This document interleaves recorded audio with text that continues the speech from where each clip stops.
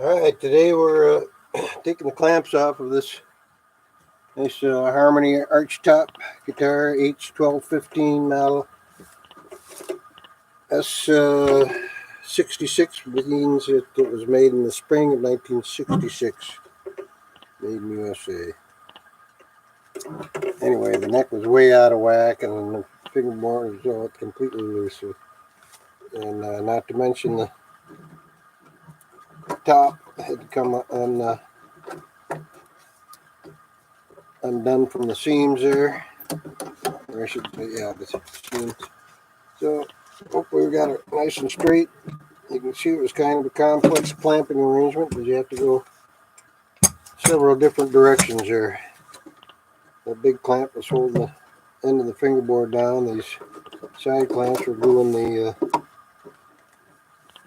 extra clamp here.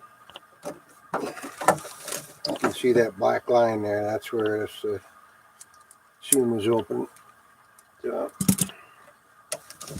and of course the strap clamp holding the neck down.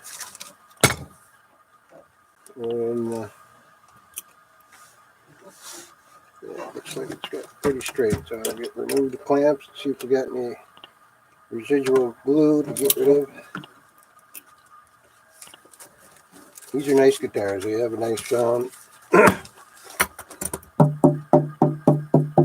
Yeah, nice and solid. No rattling, no buzzing. So it looks like we got that all glued up nice and tight. With the clamps here.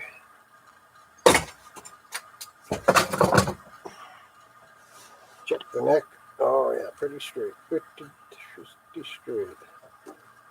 It doesn't have a truss rod. It does have a steel reinforced neck, but you're still going to get some bow after a number of years.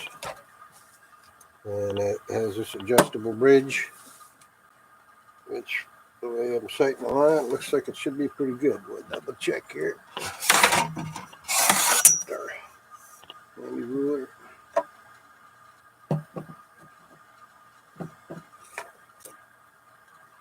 Well, that should be about right where that goes. Oh yeah, that action is very high. So we're going to have to cut down on that bridge here at the 12 foot. Not that high right there, but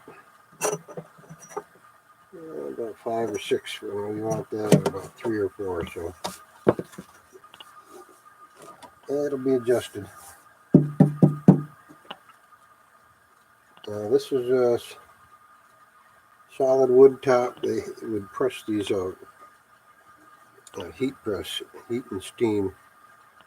But they do have good sound because they are solid wood, generally, pretty much. And the back is painted grain.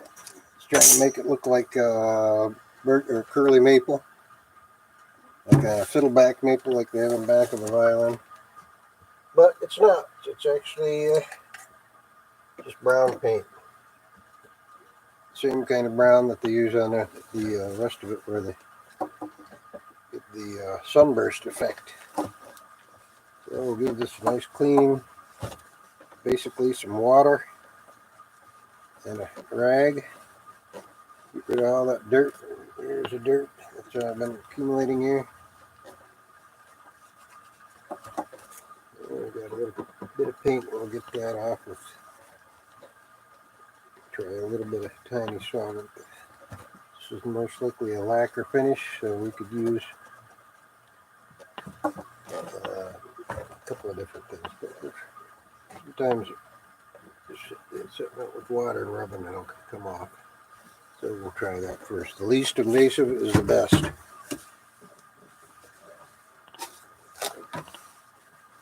Yep, looking good. We'll have to put a little weight in there to cover that. Make sure it's sealed up. And we'll polish the frets.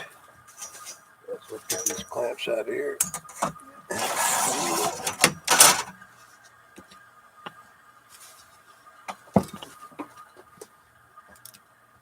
You gotta keep a tidy bench. You don't want any metal scratching your instruments.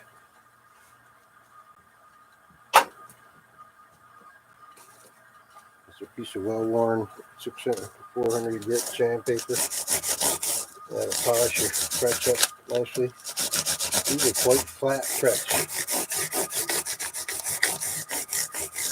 But this has not been played in a long time.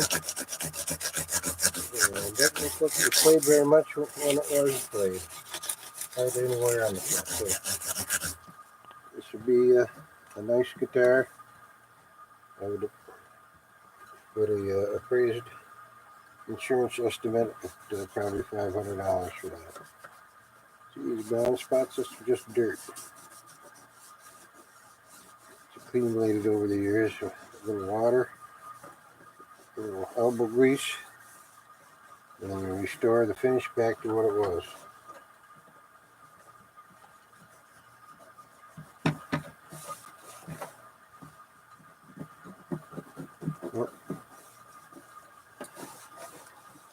So, guess that's all we get to show you today. It's kind of tedious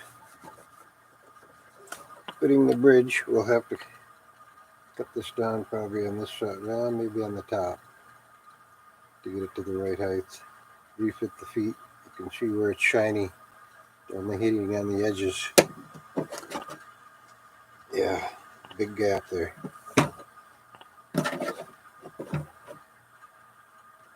Now that here, I'll show you what I mean. When you get your pressure on your bridge, see that? There's no contact there.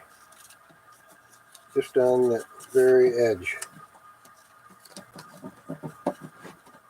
This side's a little better, but still right in the middle. Right? Because these are machined out and they don't fit them to the individual instrument. You can see on here as well.